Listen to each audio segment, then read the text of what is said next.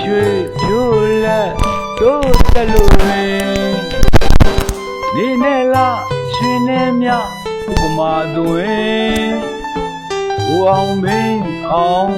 ပေါင်းတင်လို့ပျော်ရွှင်ကြစီသည်သူတောင်းလိုက်ပါရဲ့ချစ်တဲ့ငယ်ချင်းတို့ကျင်သာဥသမီးမောင်နှံထွက်ပင်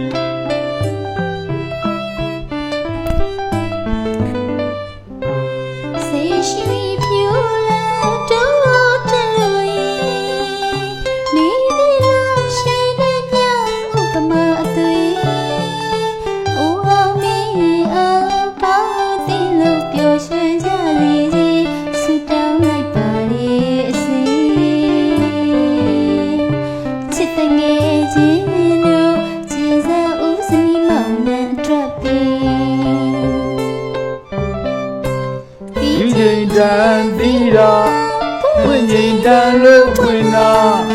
ဘာဝကြတဲ့လောကသမတာတွေရေတငယ်ကြီးတွေပြီးပြီးဆုံးလေဒီလောင်ရသားကြသွား၏တန်ရောစီဝတ္တာကြီးနေပြီဝတ်နေ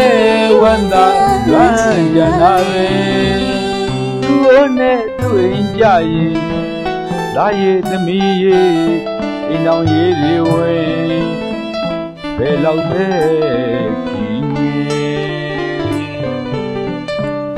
ဖြည်းဖြည်းနဲ့နေဝေးတဲ့တကယ်ရင်တို့မ